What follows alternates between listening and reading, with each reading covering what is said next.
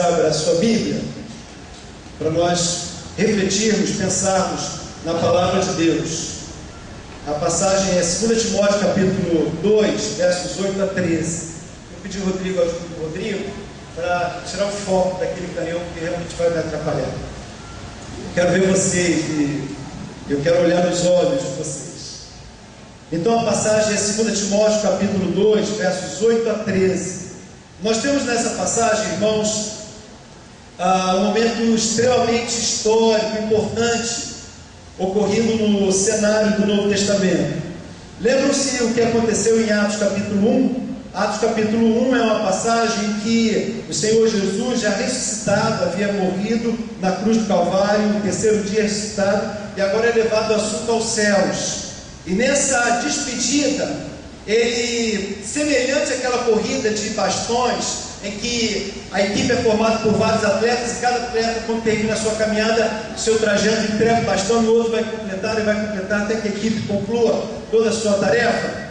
Aquela na passagem de Atos capítulo 1 é como se fosse a transmissão do primeiro bastão. Jesus entrega aos discípulos, que agora são apóstolos, e eles vão ter uma tarefa tremenda, de grande responsabilidade. Aparentemente, uma tarefa inacabada para aquele instante, incluindo o nosso momento também, e impossível para um homem fazê-lo na sua própria força. Aquele momento é agora seguido com o ato contínuo 35 anos depois. Nós abrimos aqui agora em 2 Timóteo e percorre daquele primeiro encontro de Atos capítulo 1, mais ou menos uns 35, beirando 36 anos. Os apóstolos já estão sendo mortos, grande parte deles, outros estão proibidos de comunicação, estão sem acesso aos seus rebanhos, e Paulo, então preocupado, vai providenciar a transmissão de carga. E é o que nós leremos aqui, Atos capítulo 2, versos 8 a 13. Você tem em sua mão, hein? Quem achou, diga eu achei. Está meio fraquinho, mas eu acho que já deu tempo, né? Vamos lá então, ouça e acompanhe na sua tradução aí. Lembra-te de que Jesus Cristo, que é da descendência de Davi, ressurgiu dentre os mortos, segundo o meu evangelho, pelo qual sofro a ponto de ser preso como malfeitor. Mas a palavra de Deus não está presa. Por este motivo, tudo suporto por amor dos eleitos, para que também eles alcancem a salvação que está em Cristo Jesus com glória eterna. Fiel é esta palavra. Se já morremos com Ele, também com Ele viveremos. Se perseverarmos, com Ele também reinaremos. Se o negarmos, também Ele nos negará. Se somos infiéis, Ele permanece fiel, porque não pode negar-se a si mesmo. Deus abençoe essa leitura no nosso coração, que essa palavra fale poderosamente nas nossas vidas. Pois bem, irmãos, chegamos aqui à segunda etapa de transmissão de carga. Provavelmente Paulo, ele já foi orientado por Ágapo, que havia dito lá nas margens da cidade de Éfeso, que ele, ao sair dali, seria maniatado. Ele tira o seu bordão, o profeta, amarra os seus pulsos e diz que em breve seria chegar o fim da sua vida. Isso acontece no ano, em julho de 64 depois de Cristo. Nesse momento, Paulo está ainda com a oportunidade para se despedir de Timóteo. Ele transmite o seu cargo como a uma nova geração. Hoje nós damos posse ao novo pastor, Adriano José Alves, esse é o nome dele, viu? Adriano José Alves. E sobre o Adriano, nós estamos também renovando, passando bastão, invocando ao Senhor que sobre ele esteja a bênção do Senhor. Quais as recomendações que Paulo dá àquela nova geração de líderes, especialmente Timóteo? E que orientações a palavra de Deus daria a Adriano e a Alessa para assumir o bastão da liderança pastoral da nossa juventude, apoiando o trabalho ministerial da nossa igreja? Qual a palavra que Deus tem hoje para os líderes, para os jovens, para os irmãos que estão assumindo compromisso com a obra de Deus? Há uma mensagem que esse jovem pastor, que você que abraça a causa do Evangelho deve entender. Qual é o cerne a carne, o conteúdo essencial, indisponível, indispensável dessa mensagem. O texto está dizendo no versículo 8, qual é o conteúdo dele? Olhe na sua Bíblia. Lembra-te de que Jesus Cristo, que da descendência de Davi ressuscitou dentre os mortos, segundo o meu Evangelho. Lembrar-se de Jesus Cristo é a tônica, é o foco da mensagem que Adriano, é a mensagem que todo pregador do Evangelho deve ter. Pode parecer chovendo molhado, mas não é. Nós ligamos a televisão, ouvimos os comentários, a ideia assim coletiva, conjunta, social, do que vem a ser um pastor, do que vem a ser igreja, e a gente ouve das coisas mais absurdas. Eu tive uma experiência há algum tempo, já uns 8, acho que um pouco mais anos atrás.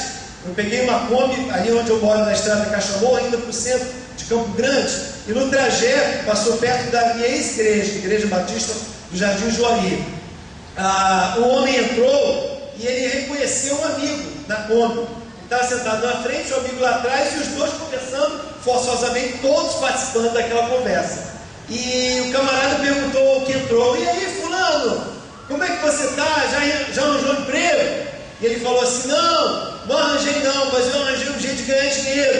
E ele falou assim: como é que você vai ganhar dinheiro? E o rapaz o camarada virou para o cidadão lá do último banco e falou assim: agora eu vou ser pastor. E ele disse que alugou uma birosquinha, uma tendinha lá, um lugar lá, já tinha providenciado banco, instrumento, altar, púlpito, tudo, e que agora ele ia ser pastor. Meus irmãos, nós sabemos que isso é uma visão extremamente equivocada do Evangelho, mas parece que é o pensamento de muita gente, inclusive daqueles que pregam na televisão e pelos meios de comunicação.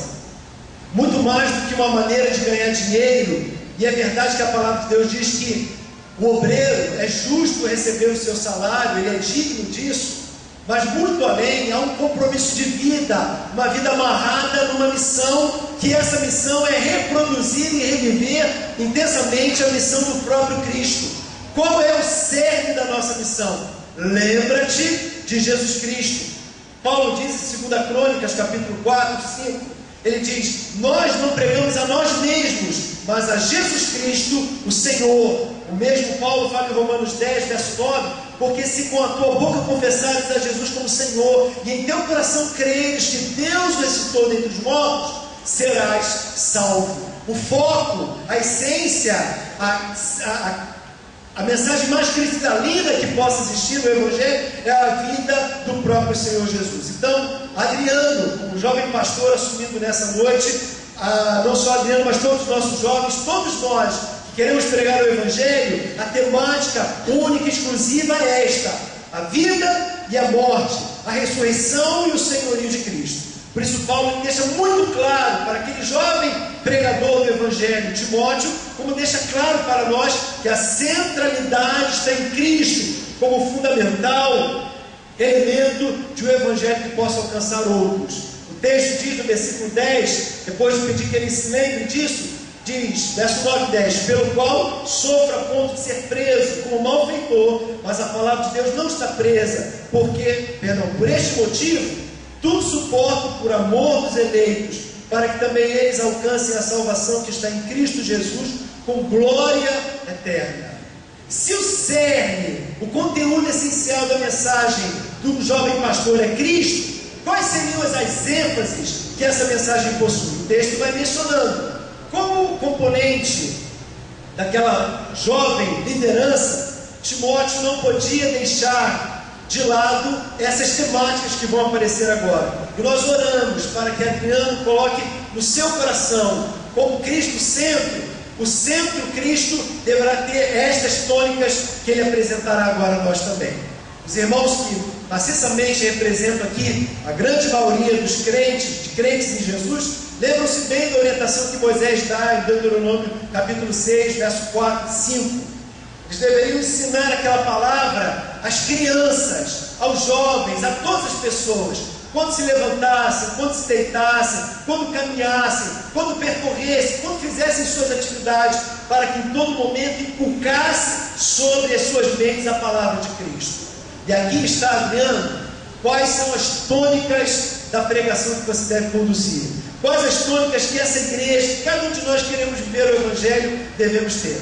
Você ainda está comigo em 2 Timóteo, capítulo 2. Veja aí o versículo 11. Diz assim: fiel é esta palavra. Se já morremos com Ele, também com Ele viveremos. Se já morremos com Ele, também viveremos. Qual é a primeira ênfase dessa mensagem? A vida e a morte de Cristo. Meus irmãos, lembram-se o significado do batismo? Sempre que nós celebramos o batismo, lembramos disso. Quando o candidato ele é imerso nas águas, simboliza que ele está sendo dramatizando ou testemunhando a sua morte para o pecado, e quando ele é erguido, uma nova vida para Cristo. Todos nós somos batizados na morte de Cristo. Consequentemente, não tem como nós vivemos o Evangelho sem experimentarmos o desafio de morrermos para Cristo. Morrermos, para o mundo e vivermos para Cristo. É mais do que retórica, é mais do que um jargão evangélico, é um desafio de vida, para mim e para você também. Eu tenho vivido, irmãos, dias que tenho me confrontado com a minha própria natureza pecaminosa, me enxergo como pecador, me encontro em situações de limite das minhas forças. Mas, irmãos, o maravilhoso é que quem é batizado no Espírito de Cristo experimenta morrer em Cristo para nascer para Deus. Eu, aos meus 17 anos, fiz isso com muita convicção. Eu fui batizado aos 14, entendendo o Evangelho, e eu conscientemente assumi o Evangelho para mim. Eu, entre meus amigos, entre as pessoas da igreja, os meus coleguinhas, eu queria testemunhar que verdadeiramente Cristo, Ele vivia em mim já aos 14 anos. Mas interessante que aos 17, eu tive uma experiência muito radical com Cristo. E uma experiência em que eu pude centralizá-lo no meu coração. De lá para cá, tem havido a oportunidade diária de eu realçar, de eu me comprometer, de eu assumir, de voluntariamente me colocar diante do Calvário, experimentar a sua dor e vivenciar a sua glória em mim. Cada um de nós é convidado, já foi lá atrás provavelmente convidado a entregar a sua vida, e hoje é convidado por mais uma vez, e por mais uma vez, todo dia e a cada dia tomar a sua cruz e seguir. É nesse renovado compromisso com essa morte que nós encontramos a força para andar mais um dia sobre o senhorio de Cristo. Paulo testemunha isso em Gálatas capítulo 2, verso 20, dizendo: já estou crucificado com Cristo, vivo não mais eu, mas Cristo vive em mim, e a vida que agora vivo na carne, vivo na fé do Filho de Deus, que me amou e se entregou por mim. Quarta-feira passada, no nosso culto de estudo bíblico, de oração, nós lemos a carta, o e-mail que o Miguel Zuger nos enviou. Miguel Zuger, talvez muita gente que não conheça, a gente carinhosamente chama ele de MZ, Miguel Zuger. Ele é um palestino, convertido ao Evangelho. Ele era do escalão maior de segurança do já falecido Yasser Arafat, e ele, numa missão terrorista na Argentina, ele foi enviado por essa organização na Argentina para detonar, explodir uma sinagoga lá em Buenos Aires.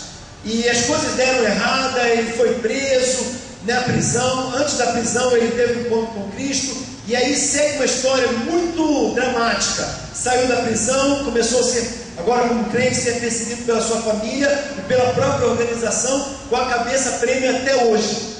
E, irmãos, Deus colocou no coração de Miguel Zuger de ir ser missionário, pregador do Evangelho, plantador de igreja, dentro da sua própria terra, na Palestina, aonde a sua cabeça até hoje está presa.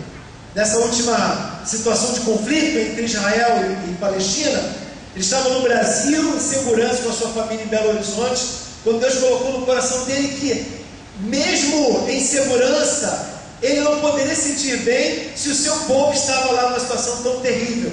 Ele, em cartas anteriores, nos informou e nós oramos, choramos com as dores dele. Muitos irmãos da igreja clandestina estão morrendo, estão tendo seus familiares perdidos, sumidos, se perderam entre aquelas confusões todas, o povo fugindo em massa, tentando encontrar abrigo para sobreviver àquelas bombas. Ele então pega o voo e vai para lá, e ele comunica à nossa igreja, como aconteceu na quarta-feira passada, que ele está feliz porque ele está no centro da vontade de Deus.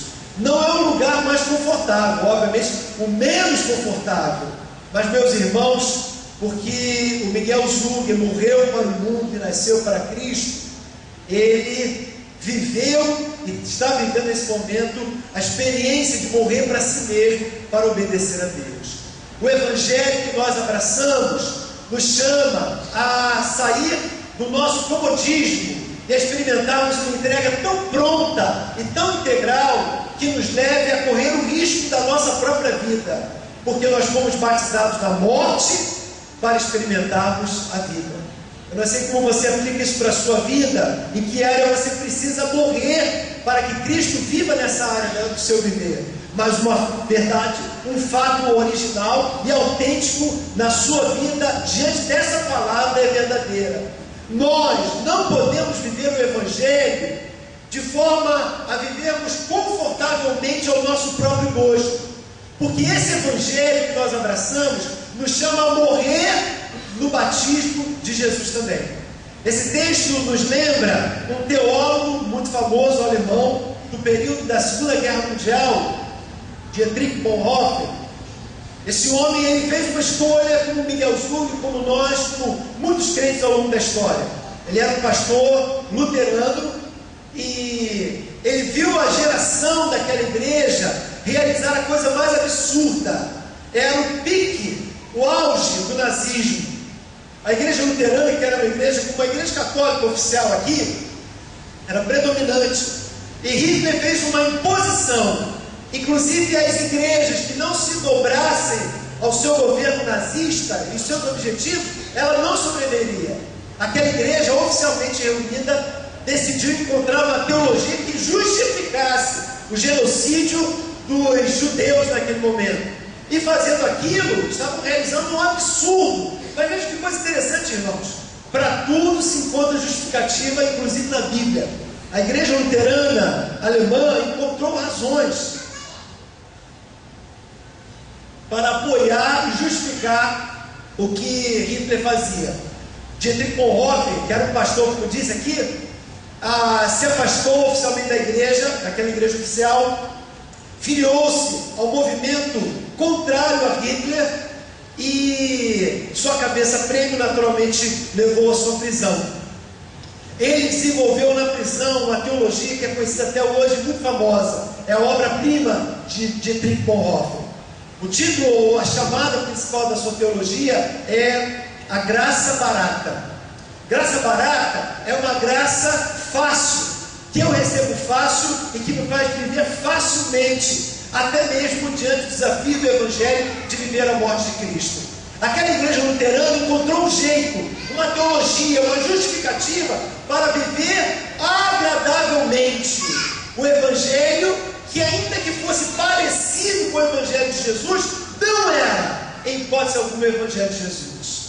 Porque se eles optassem viver o Evangelho de Jesus, aquela igreja teria que ir também para as masmorras, tal como ele foi também. Dietrich Bonhoeffer foi enforcado na sua cela, encontrado dias antes do dia D, quando aquela grande batalha mundial acabou. Meus irmãos, Paulo disse: já estou crucificado com Cristo, e vivo não mais eu, mas Cristo vive em mim. E a vida que agora vivo na carne, vivo na fé do Filho de Deus, que me amou e se entregou por mim. Qual é a morte que você deve morrer hoje, para que Cristo viva em você?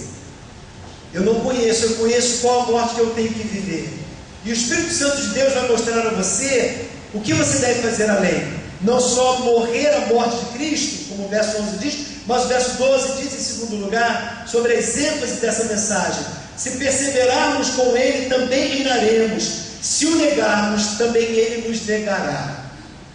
Ora, irmãos, que verdade! Se sofremos com Ele reinaremos. Mas se o negarmos, Ele também nos negará. O próprio Senhor Jesus disse em Mateus capítulo 10, 33, qualquer que me negar diante dos homens, eu também o negarei diante do meu Pai que está nos céus. Paulo mencionou, Colossenses capítulo 1, 23, se é que permanecerdes fundados e firmes na fé, não vos deixando afastar da esperança do Evangelho, que ouvistes, o qual foi pregado a toda criatura, que eu fui feito ministro. Paulo então está nos dizendo, corroborando a mensagem de Mateus capítulo 10, nas palavras de Jesus, que o crente em Cristo, que tem o cerne da sua missão, da sua vida, da sua mensagem de Jesus, e que se compromete com o batismo de morte para experimentar a vida, a marca dele é a perseverança do Evangelho. Irmãos, como já mencionei por algumas vezes aqui, nas estatísticas do IBGE, o grupo religioso que mais cresce no nosso país não são os denominacionais, nem católicos, espíritas, são os ex-evangélicos. Todos nós conhecemos muitos deles. Vamos relacioná-los? Ex-batistas, ex-presbiterianos, ex-assembleianos, ex-universalianos, ou se for qualquer outra coisa, ex-isso, ex-aquilo. Eles são um número muito maior do que os nossos. E eu quero que você entenda, diante da palavra de Deus, nós somos provavelmente fortes candidatos para amanhã engrossarmos as filas dos ex. Sabe por quê?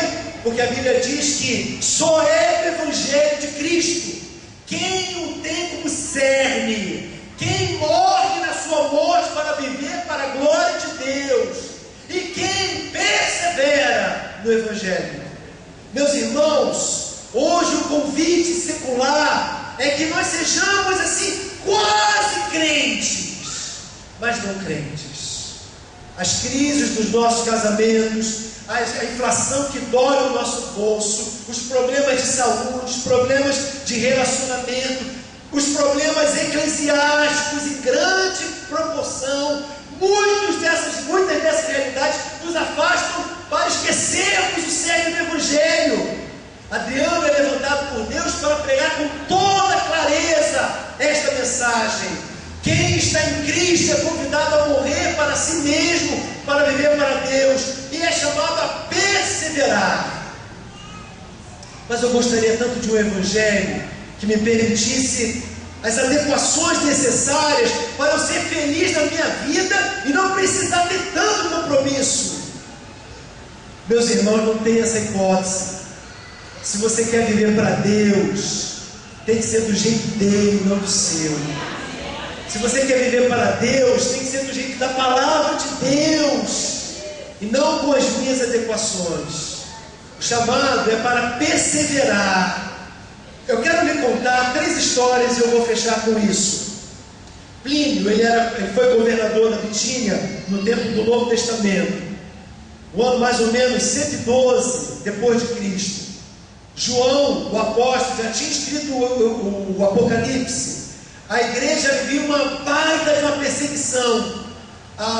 No tempo de João, o apóstolo, as concílias, que eram comissões que eram enviadas de Roma, passavam por todas as vilas, todos os lugarejos, nas grandes cidades, todos os bairros, em todo lugar do império. E ela colocava a estátua de César, o rei, e mandava que todos parassem.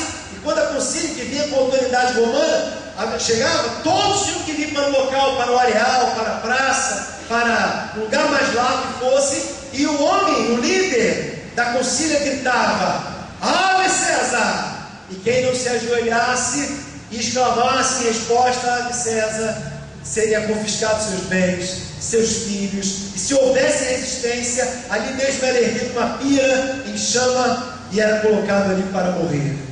Meus irmãos, Plínio, nesse contexto histórico, ele escreve ao imperador. Ele escreve ao imperador no ano então de 112, mais ou menos. Na época ele era governador da Bitínia e o imperador em Roma era Trajano. Ele escreve essa sentença: alguns cristãos voltaram atrás, declarando que não era legitimamente da nova seita chamada cristã. Meus irmãos, diante da palavra de Mateus 10, qualquer que me negar diante dos homens, eu o negarei diante do meu Pai que está nos céus. Que terrível terá sido para esses crentes dessa época de tanta perseguição ouvirem agora um sim de Trajano, o imperador, mas ouvirem um afaste-se de mim, vós que nunca vos conheci. Palavras então ditas por Jesus no dia em que nós nos encontramos com Ele. O segundo exemplo histórico é de um mais conhecido de nós, Pedro, que andou junto com Jesus, mas na hora da aflição, na hora da sua fornalha, ele andando abatido, entristecido, depois de prometer tantas coisas, que não negaria Jesus, de viver com Jesus, coisas tão tremendas, de andar sobre o mar, de ver milagres sobrenaturais. Pedro esquece disso tudo, porque ele é estarrecido diante das angústias que estão diante dele. A sensação de perder o seu Senhor, as ameaças de que ele também levaria aquelas chibatadas nas suas próprias costas. Ele na casa de Potifar, ele se desespera e ele nega: não, eu não sou eu pareço, mas não sou um deles. O fogaréu está à brasa no pátio da casa de Potifar. Ele entreolha-se com Jesus no meio das chamas. Jesus não lhe dá uma palavra. Pedro não dá uma palavra, irmãos, mas o olhar de Jesus sobre ele faz ele lembrar de quem ele era, que ele havia devotado a sua vida, que morreria a morte de Cristo no batismo de Cristo. Ele se entristece e os evangelhos registram que ele, triste, se afasta. Deixa eu ver até onde eu posso me afastar. E vai para a escuridão, vai para as trevas. Meus irmãos, o belo dessa história é que na praia de Tiberíades, ele se encontra de novo diante de um braseiro, e o olhar de Jesus e o olhar dele se entreolham, e ele encontra a graça, o perdão e o renovo da convocação: apacenta as minhas ovelhas. Porque Pedro disse: sim, Senhor, tu sabes, eu te amo. O terceiro e último é Francisco Spira. Esse foi um grande advogado, muito bem sucedido no período da Reforma Protestante.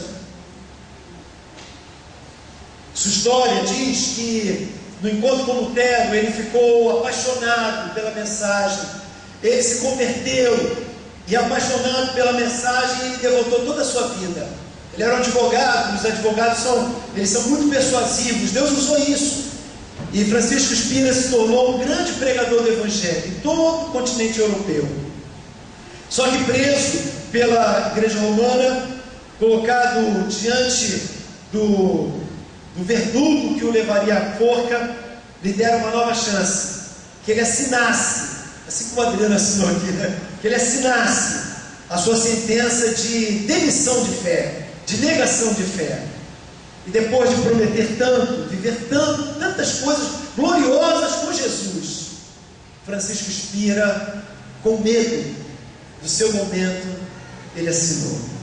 Sua biografia diz, ele termina dizendo sobre essa experiência, e ele coloca essa sentença que é o que termina a sua biografia: o homem conhece o início do pecado, mas o seu final, quem pode dizer até onde ele vai? O homem conhece o início do seu pecado, mas o seu final, quem pode dizer até onde ele vai?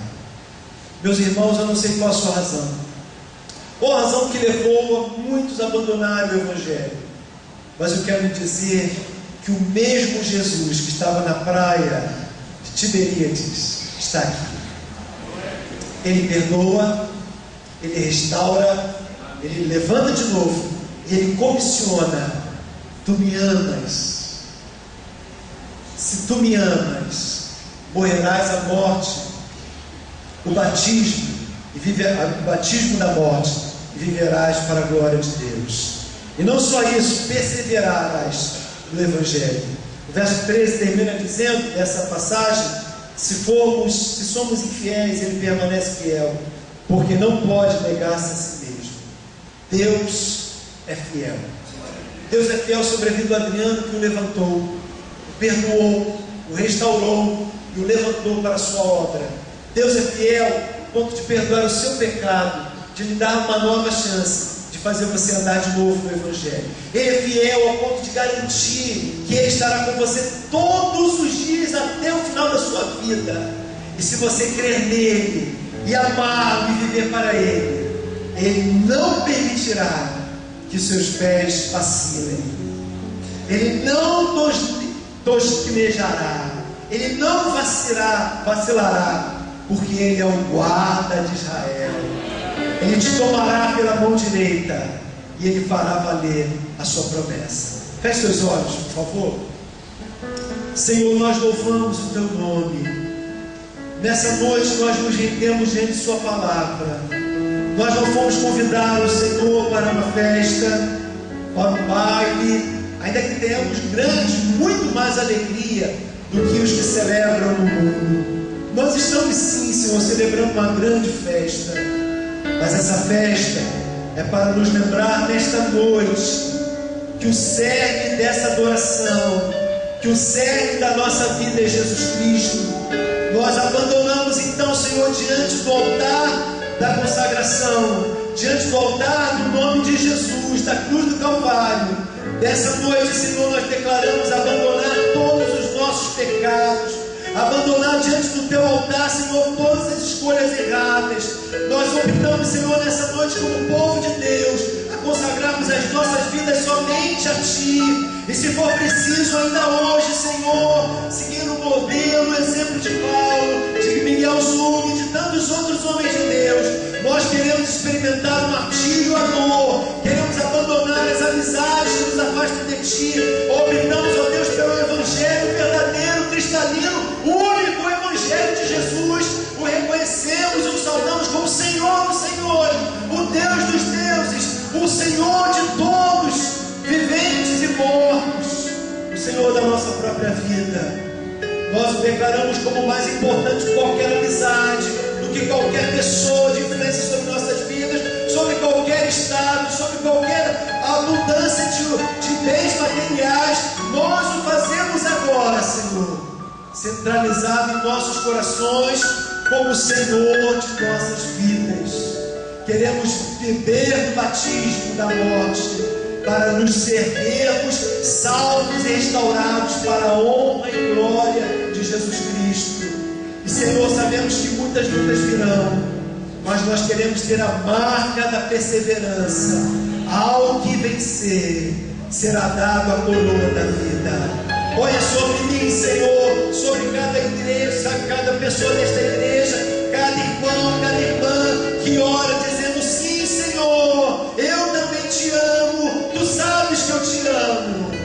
Coloca sobre esse a coroa da salvação, a marca do Teu Espírito, para que o diabo não tenha mais força, mais poder para afligir sua mente, para angustiar a sua alma e para arrastá-lo para o pecado.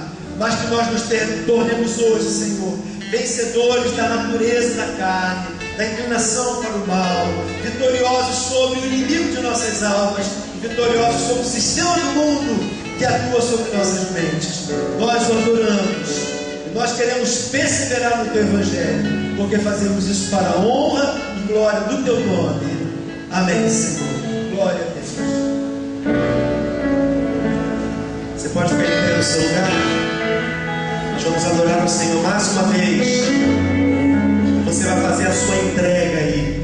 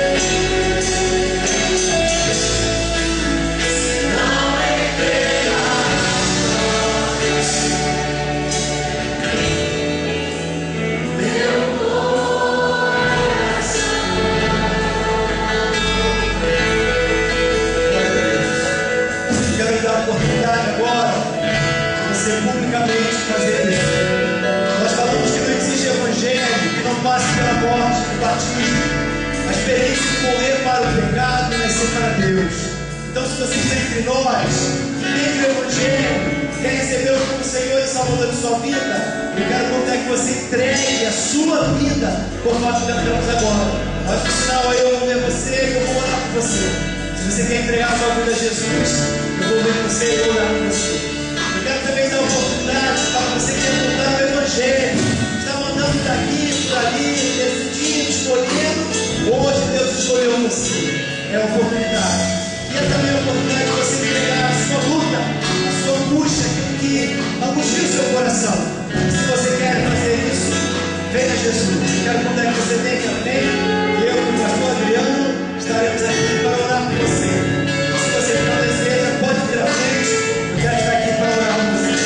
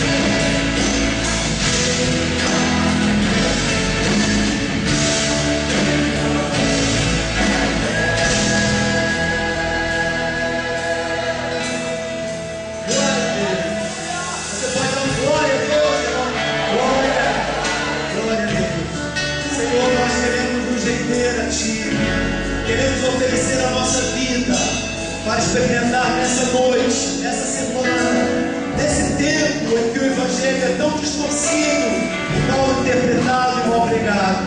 Nós queremos viver o verdadeiro Evangelho, o Evangelho de Jesus, para nessa semana morrermos pelo nosso próprio pecado, para experimentarmos a dor do Evangelho, perseverarmos nesse Evangelho, pois nós oramos em nome para a glória